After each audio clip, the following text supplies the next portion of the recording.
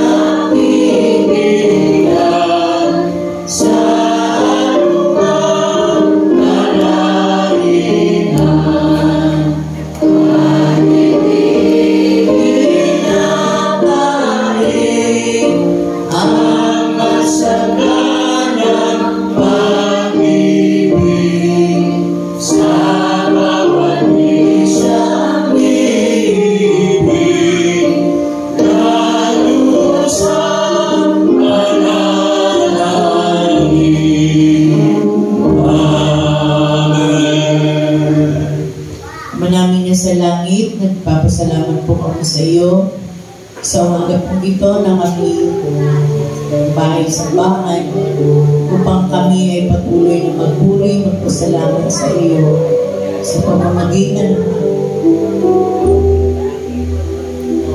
Maraming salamat po sa buong isang linggong nagdaan na ikaw ang aming naging kasama.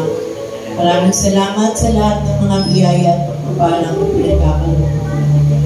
Maraming salamat sa mga pagsubok, sa mga problema, sa mga pagkakasakit. Salamat po sa iyo dahil kami. Maraming salamat sa lahat ng mga ginagawa mo sa amin sa araw-araw. Gabayan mo po ang iyong ang aming paglilingkod at pagsamba sa iyo sa magang ito. Nawa ay puspusin mo po ng iyong banal na espiritu ang lingkod mo na ititindig upang magdala ng iyong mensahe. Nawa, Panginoon, patuloy na ikaw ang aming mapapurihan at aming mapasalamatan kahit sa maliliit na paraan lamang. Kaya kami pong binabalik sa iyo ang pinakamataas ang papurit ko sa salamat. Amen.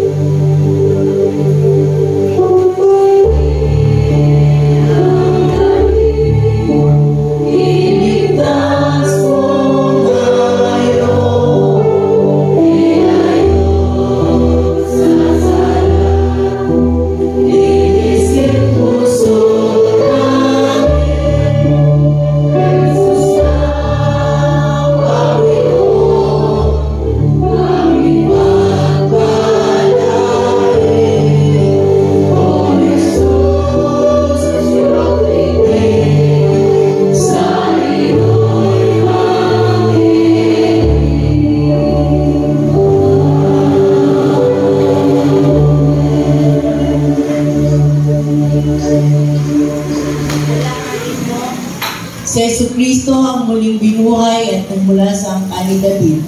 Ayon sa magandang balitang ipinangangaral ko, ito ang dahilan ng aking pagdurusa at pagkagapos. May gagapos ang salita ng Diyos. Itis ko ang lahat ng mga bagay alang-alang sa mga hirap ng Diyos upang magkaroon sila ng kaligtasan na walang hanggan o walatian mula kay Kristo Jesus. Totoo ang kasabihan nito, kung tayo ay namatay na kasama ni Yesu Kristo, bubuhay din tayo kasama niya. Kung tayo nagtitiis ng hirap sa mundo ito, maghahalin din tayo kapiling niya pag tinakwil siya. Tatakwil rin niya tayo. Kung tayo man ay hindi tapat, siya ay nananatiling tapat pa rin, sapagkat hindi niya maaaring itakwil ang kanyang sarili. Panginoon sa kanila ang mga bagay ito at binigyan mo sila sa pangalan ng Diyos na iwasan nila ang mga pagkakatalo o sa salita na walang kapuluan at walang ibinubuhang mabuti. Sa halip ito yung papahamak lang sa mga nagtitingin. Sirapin mo ang hindi nagdudulot sa paningin ng Diyos, isang magawang walang nakakaya at tamang paggamit sa salita ng katotohanan. Ating maririnig ang mensahe ng awit mula sa mga bata.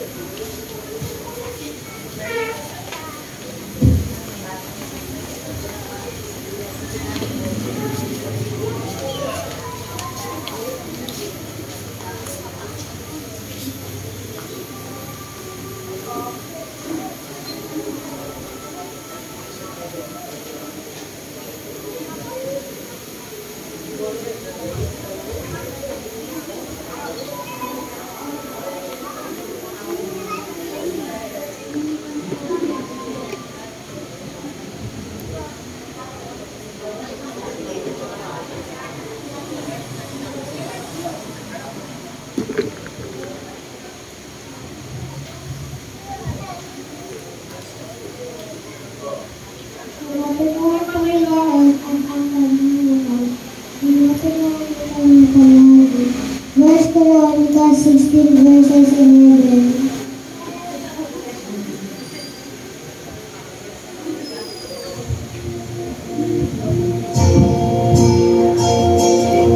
All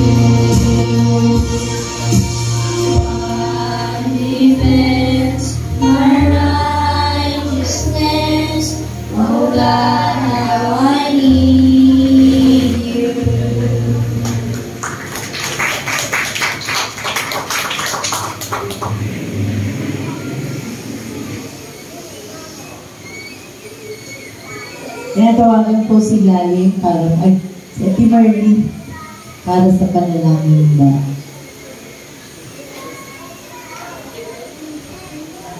Sinabi po ng Panginoon sa Marcos 10:14, pabayaan ninyong lumapit sa akin ang mga bata sapagkat sa mga katulad nila naghahari ang kalooban ng Diyos. Atin po silang ipatalangin. Panginoon, salamat po sa buhay at kalakasang pinagkakaloob mo sa mga batang ito. Salamat po, Panginoon, sapagkat bahagi po sila ng aming iglesia at kami po ang naglilinan sa kanila. Dalahin ko po, Panginoon, ang bawat tahanan ng mga batang ito na puspusin mo po ng pag-ibig, pag-uunawaan at ng kagalingan ang buong sambahayan nila, ang kanilang mga magulang at mga kapatid. Pati po ang kanilang paglalaro, Panginoon, maging mabuti sila halimbawa sa kanilang paglalaro. At kami po mga matatanda, Panginoon, na ituro namin sa kanila ang dapat namin ituro upang hindi sila humiwalay sa mga natutunan nila. Kagaya po ng pagkakaloob, ng pagiging mabait, pagpunta sa church, at pagbabahagi ng iyong mga salita. Kahit po mga maliliit na bata nito ay makakapag-share po sila ng kanilang pag-ibig sa iyo, sapagkat ikaw po ang nagturo sa kanila ng padalangin. Our Father who art in heaven, hallowed be thy name. Thy kingdom come, thy will be done on earth as it is in heaven. Give us this day our daily bread, and forgive us our trespasses, as we forgive those who trespass against us. And lead us not into temptation, but deliver us from evil. For thine is the kingdom, and the power, and the glory forever and ever. Amen. Amen.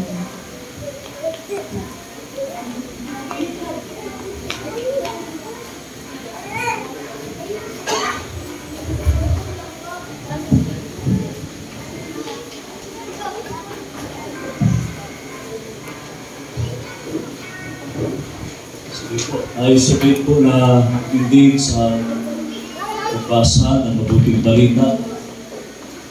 Ito po sa mga sulat ni Lucas, Kabanata 17, talata 11 hanggang 19. Sa paglalakbay ni Jesus papuntang Jerusalem, nagdaan siya sa hangganan ng Samaria at Galilea.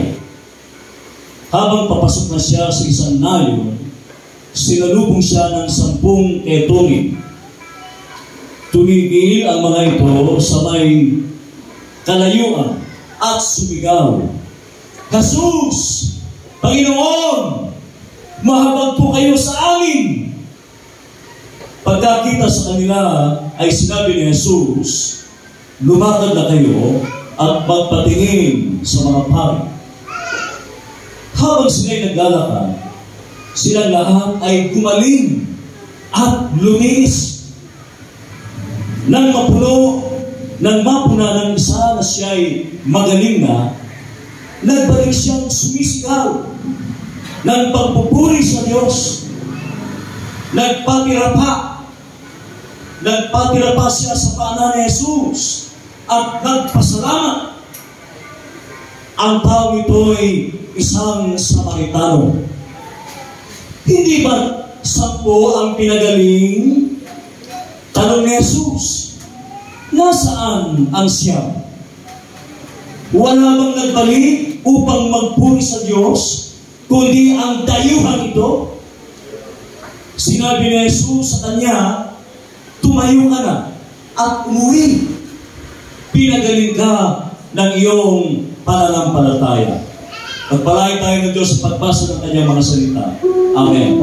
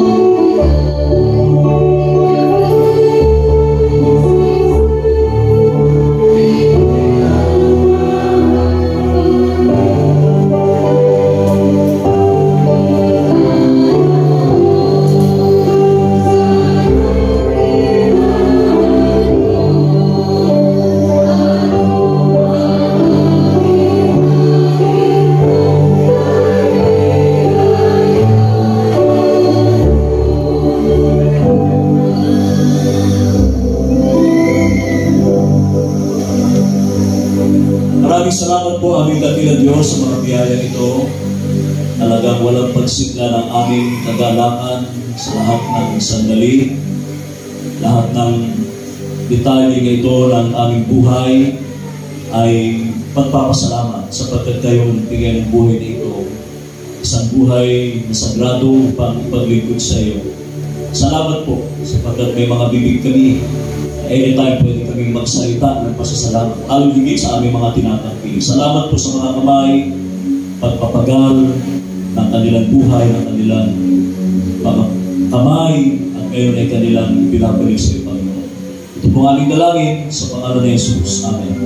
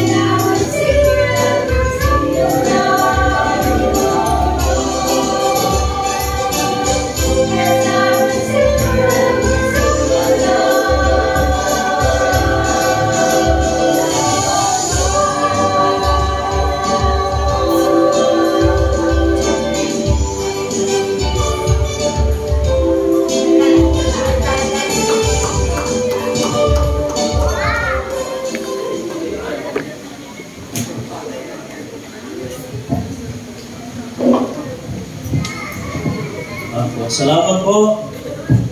Parang walang pumalakpak. Palakpakan naman natin sila. Sige po. Para naman gumaan-gaan yung kanila. Magandang umaga po muli sa ating lahat. Amen. Masaya ba tayong lahat ngayong umaga? Isang malakas sa palakpak pa ulit kung talagang masaya tayo. At ngayong araw din ay sinasabi natin celebration of life. Hindi dahil meron isang nawalang mahal sa buhay ay pasamantala ay nakakaramdam tayo ng kalungkutan. Lalo na sa mga kaibigan natin na yung mga prayer request natin. Hindi lang online prayer, kundi talagang hindi iba sa atin, lalo na sa aming mga sahanin, mga workers, babae at lalaki, na kagabi lamang yung aming online prayer ni Ate Emily Albania. Kahit na siya'y nasa ganung mabigat na kinakaharap na sitwasyon sa panahon ngayon, na kama ay sa mga kababaihan, siya pa rin yung nagbibigay sa amin ng payo, ng inspirasyon, ng lakas, doon sa mga dumadalaw. Kaya siguro itong ating pagbasa ay napapanahon din dahil bagamat mahirap ang may karamdaman, mahirap ang may sakit, hindi lamang naapektuhan ito yung ating isip, yung ating kalooban. May depression tayo, dumadaan tayo sa depresyon, sobrang kalungkutan. At buti na lang dahil nandyan ang pamilya, tinatawag natin mga support system, nandyan sila. At sana nga ang kumahari, lahat ng miyembro ng pamilya ay nandoon para mag-alaga. Hindi lang pag-aalaga ng physical, kundi siyempre nandun din yung financial, material na bagay para makatulong sa ating mga mahal sa buhay. Salamat sa mensahe kanina. Magkahalong baby boomers at ano pa yung isa? Gen ba yung isa? Gen Z at saka yung Gen X. Sila mga Gen X. Kami yung mga Gen X. 40 hanggang 70, Gen X. Baby boomers natin ay 46 to 1964. Yan. At dito na makikita natin mga kapatid, sabi nga, gratitude is the memory of the heart. Baka madalas nakakalimutan natin yung pagpapasalamat kahit sa maliit na bagay lamang. Ibig sabihin pala, kahit ang ating puso ay marunong din magpasalamat. Meron din tayo mga alaala, hindi tayo basta-basta nagiging makakalimutin. Ito yung tinatawag natin altitude of gratitude. Hanggang saan tayo, gaano ka tayo ang ating pagpapasalamat sa Diyos. Hindi lamang sa panahon na dumadaan tayo sa ganung madilim na kalagayan, na may karamdaman tayo, feeling natin parang nag-iisa tayo, parang wala nang kagalingan, parang hindi na tayo makakaahon, parang hindi tayo makakatagpos, hindi tayo makakatawid. At ganito, yung nararamdaman ng 10 may sakit, nagkaitungin, ito mga tinatawag nating leper diseases.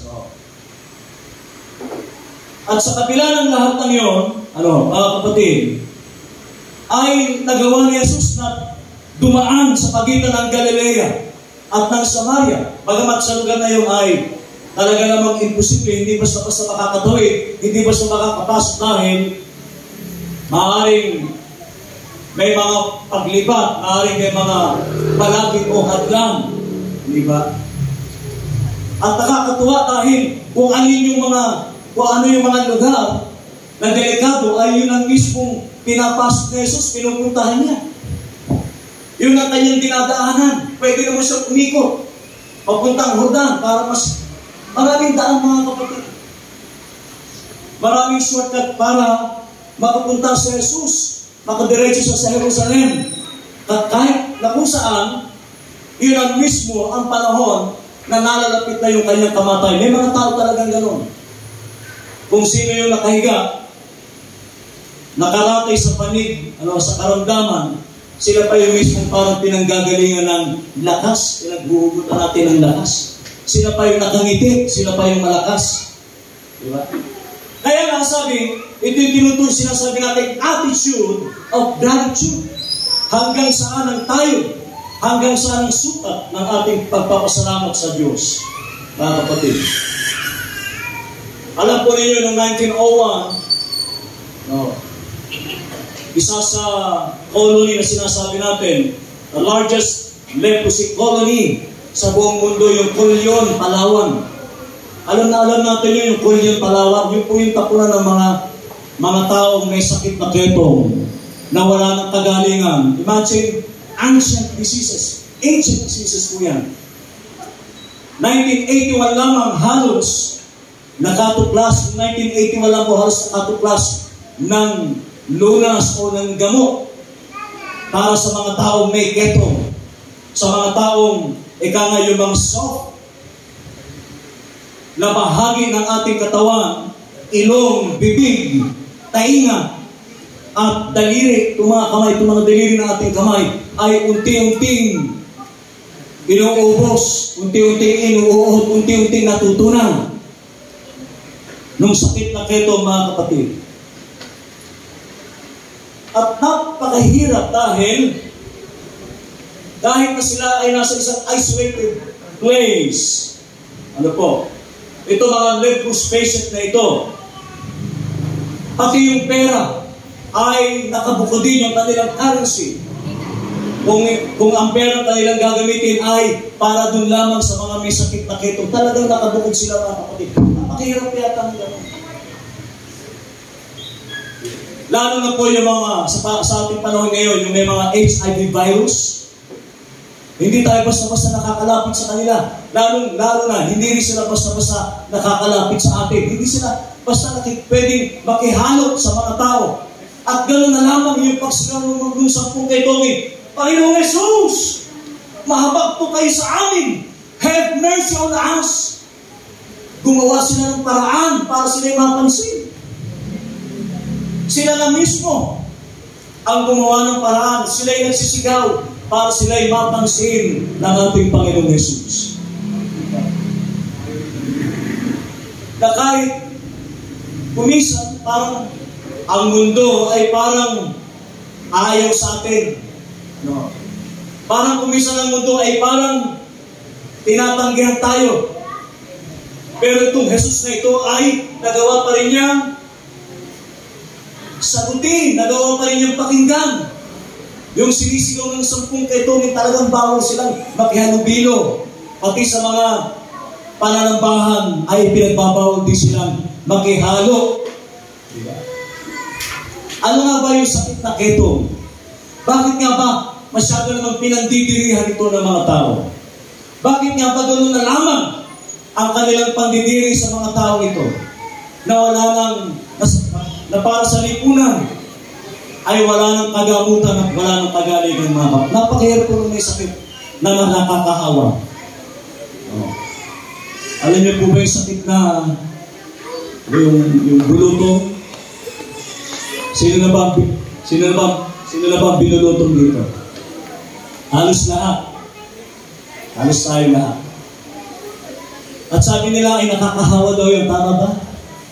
Nakakahawa. Lalo na yung pagalinga. Sabi nila, nakakahawa.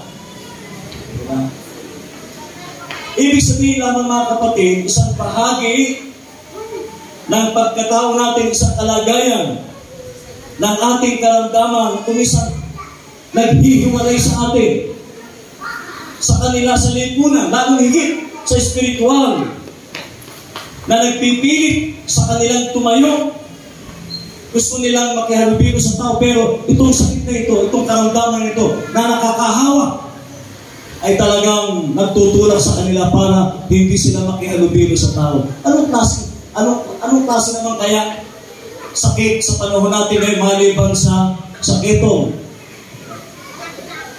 Ano mga bagay kung bakit itong 10 na ito, isa lamang yung nagbalik? Ano kaya? Anong dahilan? Bakit? Hinahanap ni Jesus yung siyam? Where are the other 9? Nasaan sila? Bakit ka? Wala naman sa quorum. Kahit 5 man lang sana ay nagbalik para magpasalamat. Diba? Lumingon nga kayo sa likod nyo. Lumingon nga kayo. Sabihin nyo sa sarili, nasaan sila?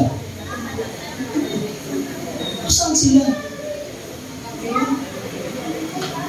Ang sarap niya sa mga kapatid. Yung merong isang bagay na meron ka masama, mahirap pa magpasalamat.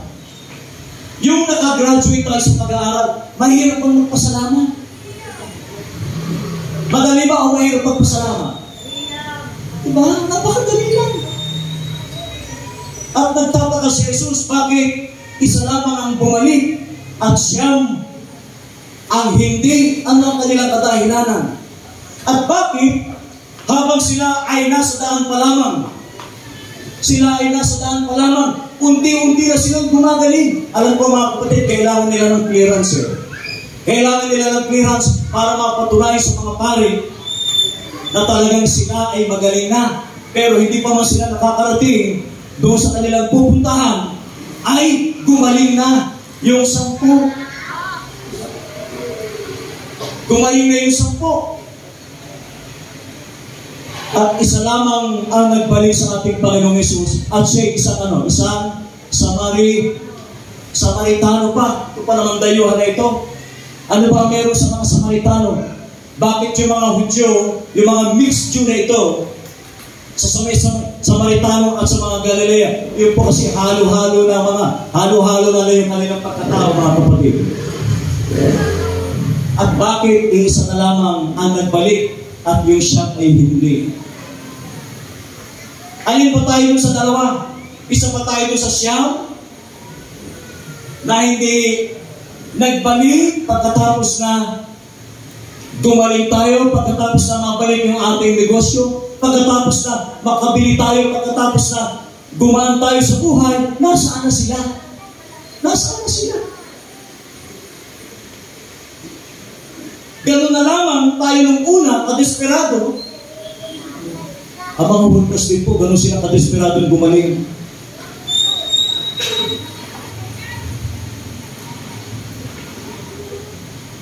Ang akala namin ay hindi kami kasali doon na magkasakit. Ang akala ng mga manggagawa, ng mga workers, pastors, and deaconesses ay hindi kami nagkakasalit. Akala nila superhuman kami. Talagang meron kaming extraordinary, anting-anting. Akala nila ay hindi kami magkakasakit. At kagabi ay meron na namang latest na dumating na balita sa amin, mga kapatid. Isang kaibigan at nakakagulat dahil hindi ba sa amin, mga kapatid, halos 30 taon na kasama namin. Bakit pa kasi nagkakasakit pa? Bakit pati yung aking may bahay sa Timerley, aking misis ay dumating din sa kanyang kalagayan? Ganun na rin kadesperado. Napakaganda pa lang gawin yun, mga kapatid, na kapag tayo may hinihingi nung una, ganun kadesperado yung 10 lumalapit at hindi sila basta makalapit. Malayo. Panginoong Jesus, mahabag po kayo sa amin. Bawal silang lumapit. Bawal silang tumigit. Bawal silang pumunta kay Jesus ng ganun kalapit. Talagang bawal. Di ba minsan nararamdaman din natin yun?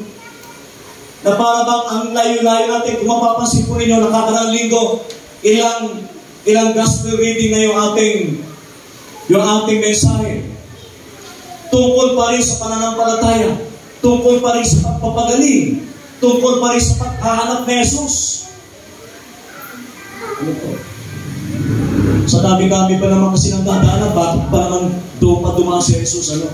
Yung pala talagang iyon ang kanyang sinasadyang puntahan at dalawin. Ano? Ilan rin kaya sa atin mga kapatid na talagang tayo ang dumadalaw kapag meron tayong nabalitaan may sakit. Itong una po, naunawaan natin yon. Lalo noong COVID-19, gusto namin puntahan talaga. Hindi kami makapunta, hindi kami makadalaw. Pero kami naglilibot. Sabi ko nga, bakit naman ito? Buhay pa kami, humihinga. Kahit sampalin niyo ko ng 10 beses. Ito po ako, COVID na COVID. Unang taon, naglilibot pa rin kami. Ang sabi nyo, Pasto, huwag matigas ang ulo. Huwag ka muna naglalabas. Alam niyo mga kapatid, kung sino sasalita sa akin nun, yun ang tinamaan ng COVID-19. Masyado kasi tayo natatakot. Masyado tayong nanginginig sa takot. Pero ang naging susi lang naman, sa kabila ng maraming panahon, kung bakit yung 10 kaitungin hindi mapagaling ng kanilang lipunan. Isang bagay lamang ang nakapagpagaling doon sa 10. Ano? Pinagaling kayo ng inyong pananampalataya.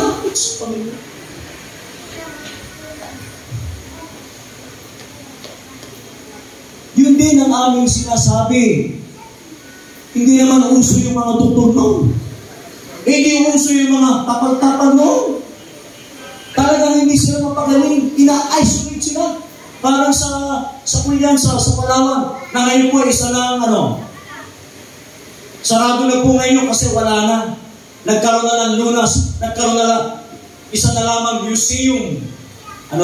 Lalo itong sa Tala, sa Caloocan. Sino nakarating sa Tala? Nakarating na kayo sa Tala, Caloocan. Mga kapatid, napuntahan yung isang po sa OJT namin. Nung kami ng seminary, kailangan daw namin puntahan yun. Ako, sabi ko, kanya-kanya kaming dahilan. Sabi niya, President, hindi ko kami makakapunta. May sakit po yung nanay ko.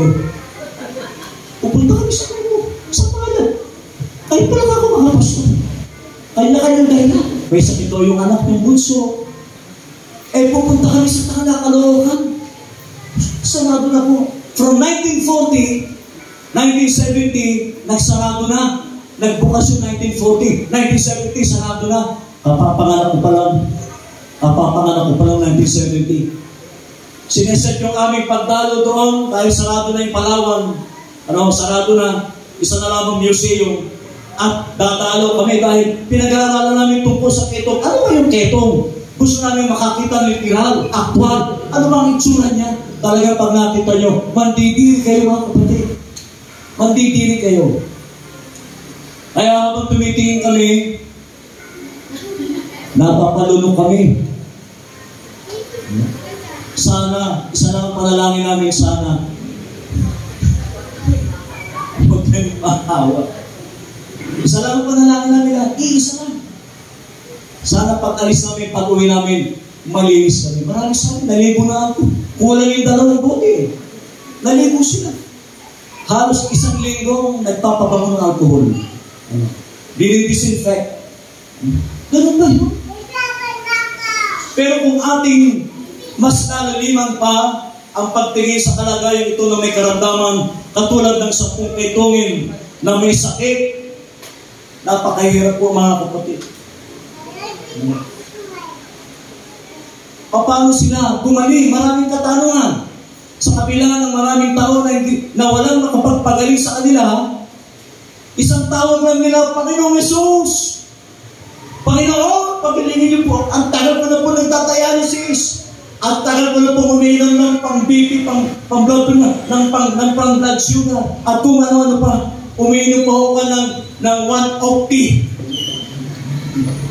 Talaga naman, hilit. Ang ilang iyo po, mga kapatid. Nung magkasakit ang aking may bahay, halos gabi-gabi, halos gabi-gabi umiiyak ako sa Panginoon. Talagang lumuluha ko.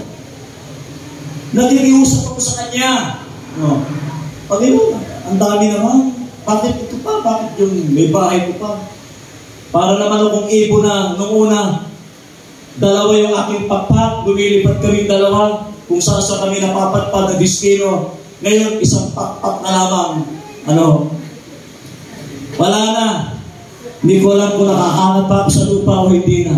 Isang pakpak na lang lumilipad sa akin. Patungong destino. Pero salamat po. Dahil pagamat napaka-imposible, sabi nga, napaka-imposible na gumaling ang 10 may ketongin. 10 taong may ketong ay gumaling sila sa pamamagitan ng kanilang pananampalataya. Amen? Yun lang pala. Mga kapatid. Ngayon, kung tayo ay gumaling na, di ba napakalaking pribilehyo kung tayo gumaling na, kamusta na? Kung tayo ay gumaling na, talaga nga bang magaling na tayo? Ano nga ba ang sakit natin sa panahon ngayon? Na gusto natin isuko sa Diyos? Keto ng bisyo, keto ng pag-inom, keto ng pagsisigarilyo. Yun ang kailangan, na gumaling talaga tayo. Paano tayo gagaling? Sabi ko nga po, nag-aakay ako sa paligid. Ilan sa mga gawain. Di ba? Pagkatapos ng gawain ng kalalakihan, may nakikita pa rin ako, paglabas nila, naninigarilyo pa rin tayo. Di ba? Nakakalungkot. Umiinom pa rin tayo. Tayo ngayong siyang gumaling lang tayo physically, pero hindi gumaling ang ating panloob, ang ating buhay spiritual. Hindi pa talaga gumagaling na lupusan ang ating relasyon sa Panginoon. Amen? Nakakalungkot po yun. Kaya para sa akin, hirap na hirap. Kahit anong dalaw, kahit anong Bible studies ang gawin natin, kahit anong care groups ang gawin natin, mga kapatid, tinitiyak ko po sa inyo, kapag talagang hindi pa tayo lupusan gumaling, physically, spiritually, hindi pa rin tayo makakaakay ng ating mga kasama. Amen daw? Malungkot pa kayo, masaya? Makakaakay pa kaya tayo sa palagay ninyo? May pag-asa pa. May pag-asa pang gumaling. Diba? Hindi lamang yung isang mabigat na karamdaman ng 10 ketongin na ito, na kung saan ay gumaling sa pamamagitan ng kanilang pananampalataya, mga kapatid. Napakasarap pagpasalamat. Napakasarap pagpasalamat. Kung dumating ang anumang biyaya sa atin, pagpasalamat po tayo. Dumalo tayo sa pananambahan. Dumalo tayo sa mga gawain ng iglesia, mga kapatid. Hindi yung pagkatapos natin gumaling, pagkatapos tayo makatanggap ng biyaya, para tayo yung siyang gumaling at hindi na bumalik sa Panginoon. Nakakalungkot. Alam niyo po ba yung awit ng 10 may sakit? Alam niyo po yan? 10 may sakit, pinagaling ni Jesus, ang siya may umalis, ang isa ay bumalik. Bumalik pa rin siya sa harapan ni Jesus, at ang sabi niya'y, salamat po, Jesus. Amen? Sana po ay hindi tayo kabilang doon sa siyam na hindi na nagbalik pagkatapos na gumaling tayo sa ating mga buhay, pagkatapos na tayo tumanggap na mga biyaya, nakalimutan na nating magpasalamat sa Diyos. Salamat sa isang Samaritano. Bagamat siya hindi kabilang sa lahi ng Israel, sa lahi ng mga Hudyo, pero siya ang nagbalik para magpasalamat sa ating Panginoon Jesus. Amen? At tulad po ng ating ginagawa ngayon, Sa ating pananambahan, lagi tayo nagbabalik para magpasalamat sa Diyos sa lahat ng mga pagpapala at kagalingan. Sa pangalan ng Ama, ng Anak, at ng Banal na Espiritu. Amen.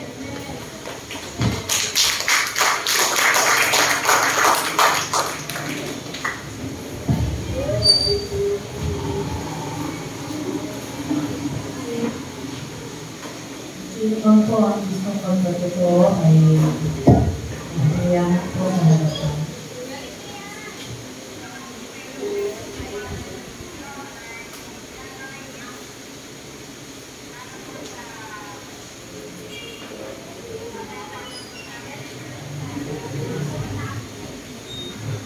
Wala po ay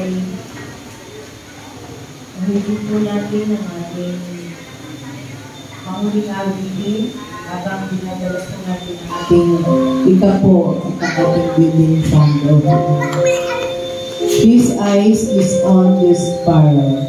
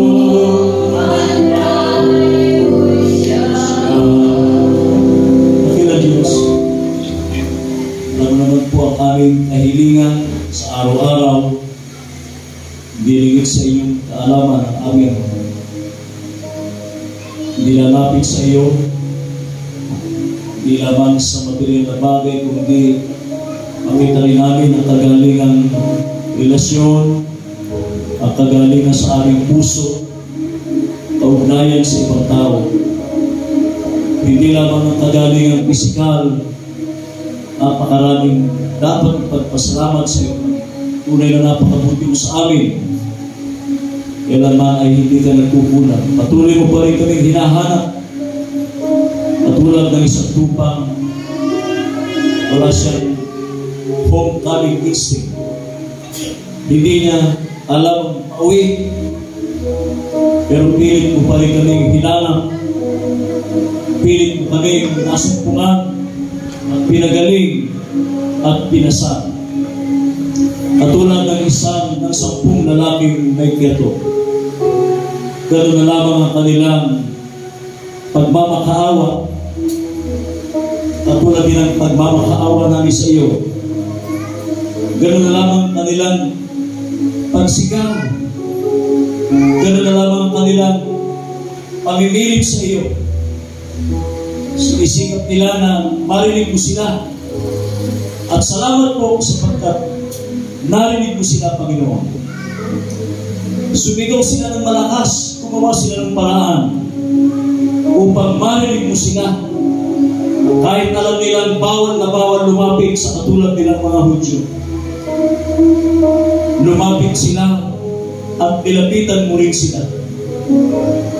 Ganon ang ipinapakita mo sa aming halimbawa na hindi na namin kailangan lapitan kami, kundi kami mismo ang humaharap sa kanila upang magpadama sa kanila ang pagmamahal at pagmamalasakit. Salamat po, dakilang Diyos. Bagamat ang siyang na ito'y nakakalungkot, gumaling sila, sumalit, hindi na nagbalik. Maaaring gumaling ang kanilang pisikal, sumalit, hindi pa rin nabuksan ang kanilang isip, ang kanilang puso na dapat sila'y magpasalamat. Ganon din, maituro namin sa aming mga anak na sila'y matutong magpasalamat sa iyo. Matuto silang sumadya sa iyo, Panginoon. Puntahan ka ang inyong iglesia, ang daong ito na kung saan narito ka upang lumapit sa iyo at humigit ng kagalingan sa iyo, Panginoon. Ang dami naming nahilingan, hindi lamang may kinalaman sa aming pamilya, relasyon, sa aming mga pangangailangang pinansyal sa araw-araw. Dakilang Diyos. Lahat po ito ay kailangan namin. Subalit ang tanong, marunong ba kaming magpasalamat? Baring binibigay mo sa amin ang lahat ng aming pangangailangan. Subalit ang tanong pa rin, marunong ba kaming tumanaw ng utang na loob? Marunong ba kaming magpasalamat? O kaya naman, pagkatapos na matanggap namin ito, ay nawawala na rin kami parang bula, katulad ng siyang na pinagaling at hindi na nakita kung saan. Nawala na sila at hindi nila naalala na mayroong isang Jesus na nagpagaling sa kanila, aming dakilang Diyos. Salamat po. Alam namin patuloy mo kami pinaghihilom, pinagagaling, inaayos pa ang aming pagkatao, ang aming ugali, ang aming mga asal. Maaaring nagagapos pa rin kami ng sakit na ketong na espiritual. Maaaring nagagapos pa rin kami ng mga bisyo ng alak, bisyo ng paninigarilyo, bisyo ng sugal. Ito po ang mga ketong sa panahon ngayon na gumagapos pa rin sa amin. Kung kaya nahihirapang magpatotoo ang isang gumaling na sa kanyang lipunan. Kung talagang kami gumaling na, magpatotoo rin kami katulad ng isang Samaritanong gumaling na at nagpapatotoo. Patunayan namin sa maraming mga tao katulad ng sinabi ni Jesus, patunayan ninyo sa mga paring kayo gumaling na. Patunayan din namin mga Kristyano, kami gumaling na talaga. Patunayan namin sa aming mga kapitbahay na nabago ng aming ugali. Hindi na kami masakit magsalita. Hindi na kami hindi na masama ang aming ugali bilang isang Samaritanong pinagaling niyo ng dakilang Diyos. Salamat po, salamat po. Ito ang katunayan na kung kami ay naghilom na, kung kami gumaling na mula sa sakit ng ketong na ito, ay hahayo rin kami katulad ng isang Samaritanong gumaling na at ngayon ay humahayo. Maraming salamat po. Salamat po sa lahat ng pagpapala sa amin dakilang Diyos.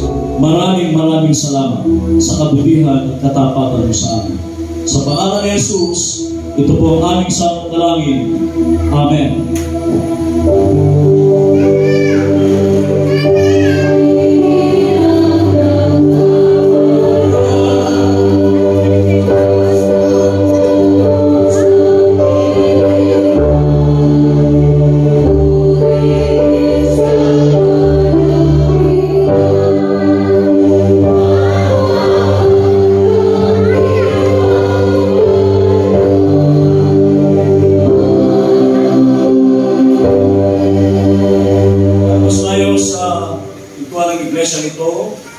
Sikapin natin mga kapatid, talaga sa Panginoon, talagang tayo magaling na upang sa paglabas natin ito, katulad ng isang Samaritano, siya ay nagpatutuo at humayo katulad natin.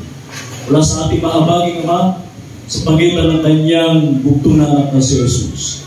Patuloy na kanyang ilingap ang kanyang mukha sa atin at tunay na maranasan ang tunay na kagalingan mula sa ating Panginoon Kristo at ang patuloy na kaaliwan sa pagitan ng kanyang banal na Espiritu sa atin mula ngayon at magpakailanman. Amen.